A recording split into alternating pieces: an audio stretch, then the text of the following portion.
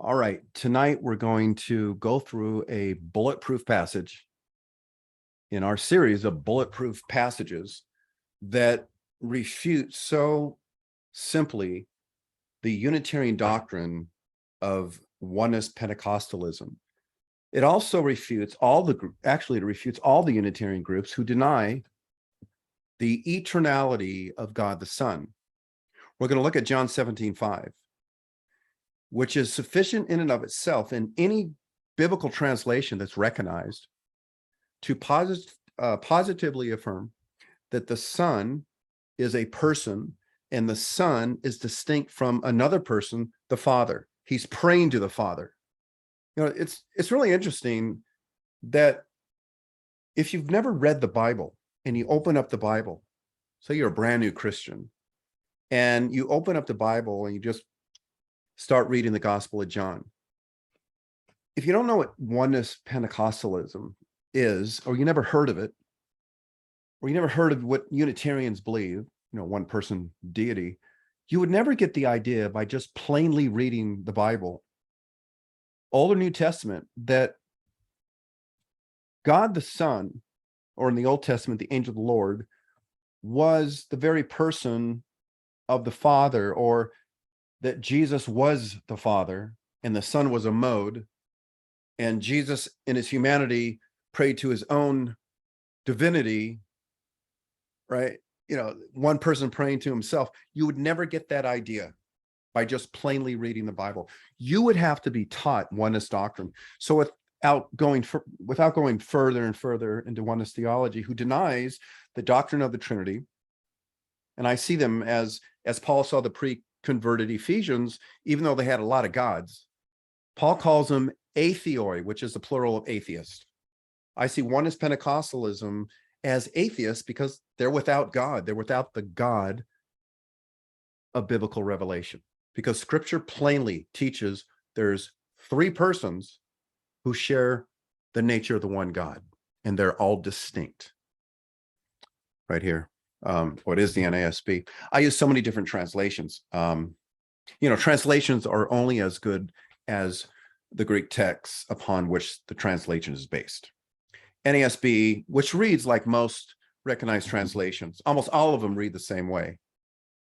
And now you, Father, glorify me together with yourself with the glory which I had with you before the world existed. Simple dimple. I don't have to read into this passage. I can just allow it to speak for itself. I put the Greek here. We'll look at some of the Greek linguistic points, but also I wanted to quote how it reads literally according to the syntax, or how the words are arranged. And now glorify me, you Father, together with yourself, the glory that I shared or had before the world was with you. Okay, I wanted to quote the Greek, or I wanted to indicate the syntax here, the syntactical reading, to show you it's not much different than how the English actually reads. Now, let's look at each clause and show how strong this passage is against Unitarian groups, specifically oneness Pentecostalism. First, the word Father. You see this right here. The word Father is in the vocative case. That's a case of direct address in Greek. When a noun's in the vocative case, it's a case of direct address simply. The word Father is in the vocative case, showing that the Son, Jesus, is directly addressing the Father. Now, it's not Jesus addressing himself, because look at the second point I make. Both in the Septuagint, the Greek translation of the Old Testament, and in the New Testament, there are no first-person vocatives. In other words, you don't find an example of one person addressing himself with a vocative, as oneness advocates, oneness believers assert. You just don't find any examples of first-person vocatives in the New Testament or the Old Testament Septuagint. You just don't. The vocative Father, pater, appears 24 times. There's a nominative variant, and you don't have to worry about that in three places. It's a variant. But aside from the variant question, in the Greek New Testament, it's always distinct persons, never modes, who is addressing the Father. When the Father is in the vocative, it's always persons addressing him. Always. For example, John 12:28. Father, it's in the vocative here, glorify me, or glorify your name. The word glory there, or glorify, doxason, same term as John 17:5. Father, glorify your name. Then a voice came out of heaven. I have both glorified it and I will glorify it again. Third, now this is an important point. Look at the very third point. In the New Testament, all the vocatives involve persons addressing persons, except 8 times or 3 times where obviously it's a figurative reference. In 1 Corinthians 15:55, death, it addresses death in the vocative. Death is addressed twice figuratively, and Revelation 18:20, where heaven, heaven is directly addressed. This phrase here, glorify me. The verb to glorify or glorify is doxason. Now, here's what's interesting about this. It's in the aorist imperative of the main verb, doxazo. Now, doxazo just means to glorify, but you have it here in the aorist imperative, which is the strongest way to issue a commandment. It really is. That's how it's usually used. The imperative in and of itself is there. It can be used as a request or a command, but generally speaking, the aorist imperative is used to stress urgency in the commandment. Now, it only appears, this particular verb, doxazo, in the aorist imperative, it only appears 3 times, 3 times. John 12:28, what I just quoted, John 17:1, in the same prayer as John 17:5, and verse 5, and it's only to the Father by the Son. In all these places, only to the Father and only by the Son. So only the Son is directly addressing the Father to glorify him. And again, the aorist imperative generally denotes an urgent commandment.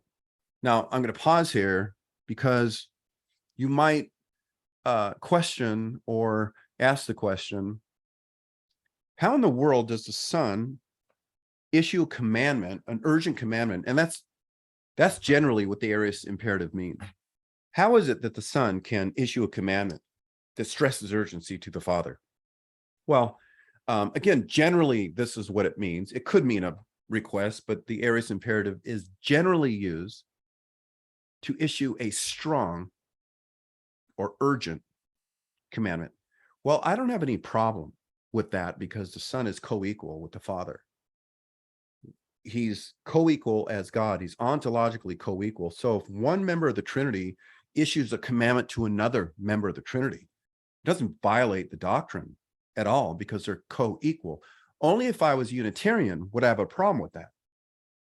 Further, as with the vocative, the commands in the aorist imperative always reference 2 persons. It's always 2 persons.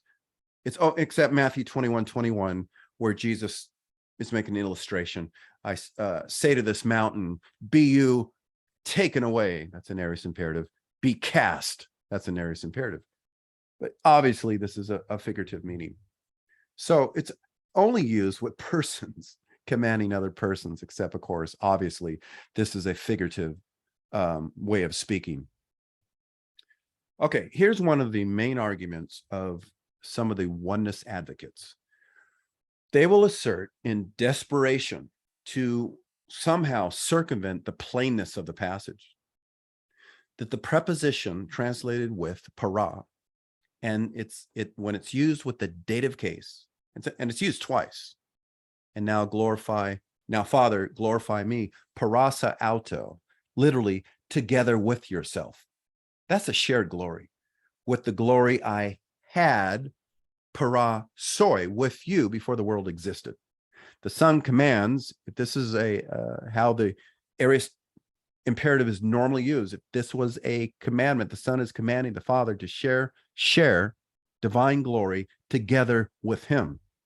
Now we read in Isaiah 42:8, And I had this passage read to me to somehow refute the doctrine of the Trinity and affirm Unitarianism, that God is one person, where Yahweh says, I will not share my glory to another. Of course, let's look at that again. The context here in Isaiah 42 is the Messiah, the coming Messiah. And Yahweh says, I will not share my glory with another. No, he doesn't. Only the members of the Trinity can share glory because they share the nature of the one God. So again, it's consistent with this passage and consistent with a shared glory, as we see right here. Glorify me together with yourself, para sa auto. So their main argument is simply this, that para with the dative means in the mind. So when Jesus says, glorify me together with yourself with the glory I had with you, they would say the glory was in the Father's mind. In that sense, Jesus had glory because the Son had glory, because the mode of Jesus, the Son, was not eternal. The mode of Jesus, the humanity mode called the Son, was something in the future. So the glory that the Father had and the Son had with each other was really in the mind of the Father. He was just thinking about it. Hey, I think it'd be really cool if I have another mode, and that mode will be the human mode, and the human mode can die on the cross. But that whole scheme, of course, as mentioned, you have to pretext whole bodies of passages to make that fly. Also, as I wrote here, not one standard lexicon or grammar applies this meaning, an in the mind, at John 17:5.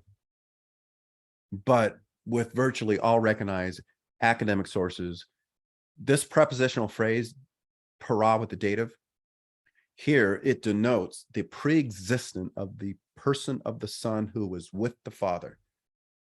Bulletproof. You can't escape this.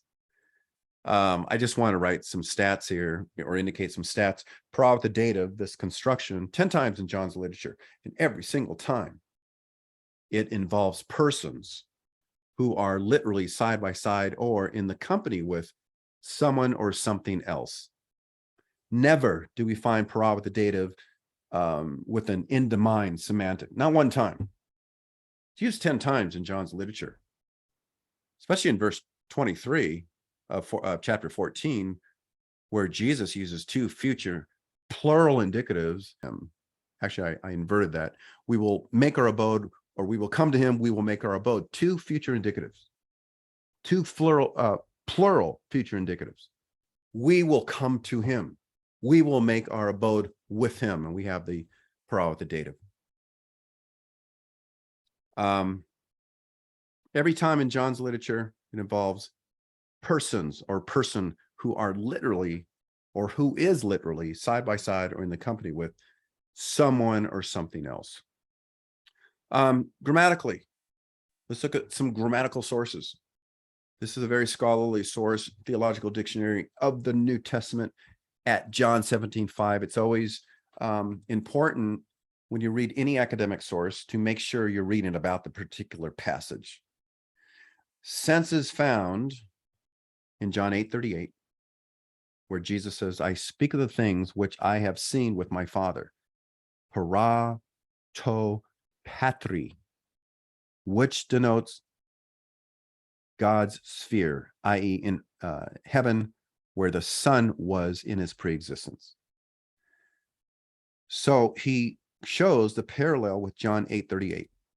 A.T. Robinson says, quoting this passage, he says, this is not just an ideal preexistence, but an actual conscious existence at the Father's side before the world was. Also, every recognized lexical source has and says and indicates the same thing: the Father dwelling with the Son. Thayer, which is actually Grimm's and Wilkes. Thayer 17:5, para tu thau, dwelling or with the God, dwelling with God. John 8:30, he gives the same verse as the above reference. John 8:38, equivalent to In heaven, John 17:5, para, to, stauro, with the cross. John 19:25, that was the verse or the section he just quoted. This is the only passage that says Thayer's lexicon, in the New Testament where para is joined with the dative of a thing. All others with a dative of a person. The fact of the matter is distinction. Para with the dative denotes a side-by-side spatial relationship every single time, whether it's by or with the cross or with persons. All right, let's go to some of the last phrase we'll look at. Now glorify me, Father, together with yourself, with the glory I shared. And the reason why I translate it as, well, I have had, but I translate it as shared, which Oneness Pentecostals, in every debate that I've gotten into with Oneness Pentecostals, they always object to this term here and say, oh, you're changing the text. Well, I'm changing the text based on their English translation and mostly the King James. Well, had or shared, I mean, there's not a huge semantic difference. However, shared comports with para sa auto, together with yourself. Yeah, it was a shared glory. The glory that I shared when before the world was para soi, with you. That's how it literally reads. Again, no Greek, Koine Greek. We're not looking at classical lexicons, but no Koine Greek lexicon or grammar offers this kind of oneness assertion, this Unitarian assertion, with or in the mind, but rather distinct persons every time. The glory which a con I had or I shared, in perfect tense, indicating he actually possessed this glory, not a glory that the Father merely had in his mind. When did the Son possess glory? The Son shared or possessed divine glory, and the only glory that Yahweh shares, according to Isaiah 42, as we saw, is a divine glory that he doesn't share with anyone else. The Son had this glory, possessed this glory with the Father before the world was. Eternally preexistent. One point I wanted to make as we wrap this up, Ignatius, writing around 107, right, AD 107, probably a disciple of John. He writes in one of his, he wrote 7 genuine letters. And in one of his letters, Magnesians, chapter 6, notice the linguistic parallel, using the same prepositional phrase, prepositions, as does John in John 17:5, quoting Christ. Ignatius says, Jesus Christ, who before the ages, pra-ionon, before the ages, notice the same preposition as John uses to indicate the Son's eternality, with the Father was, that's how it literally reads, para patri ein, and appeared at the end of time. This is almost exactly what 17:5 says. And notice the imperfect tense here, right here. Translated was. The imperfect tense denotes a past ongoing action. We see it in John 1:1, denoting again the Word, the Son, Christ, the Son, his eternality in the beginning was ein, the Word. He was always existing, no starting point. The imperfect tense is used. And the word ein was with the Father. He was always with the Father. And the Word was, or God was the Word. That's how it syntactically reads in the Greek. God was the Word, not the God. John wasn't teaching modalism, but rather God was the Word. The Word, as to his nature, was in the same class or category of God as is, or as in John 1:1 with John 1:1b with the Father. The Word was with the God, and here the term theos is qualitative. God was the Word. As to the Word's quality or nature, he was God, but wasn't the person of the Father. Okay, so John, in closing, John 17:5 presents a very, very very clear, bulletproof affirmation, as mentioned, of the deity, preexistence, and unipersonality of the Son of God. Unipersonality meaning he was his own person. Jesus is praying to the Father. Look at these points. Jesus is praying to the Father, indicating simple dimple, indicating their distinction. He's praying to someone else. He's not praying to himself. It's probably one of the weakest points of oneness theology, to explain in a simple way how Jesus prays to himself. Because that's what they're wanting us to believe, that Jesus's human nature is praying to his own divine nature. Number 2, Jesus commands the Father to glorify him, signifying his ontological co-equality with the Father. As God the Son, he's ontologically co-equal, co-eternal with the Father.